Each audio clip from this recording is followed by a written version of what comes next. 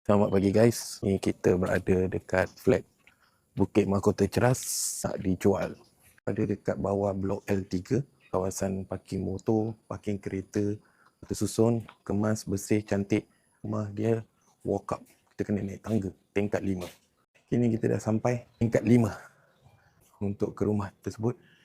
Okey, ini adalah rumahnya, rumah busuk. Rumah berkeluasan 605 square feet, leasehold. Rumah ni rumah low cost. So siapa yang nak beli rumah ni kena ikut syarat-syarat low cost lah.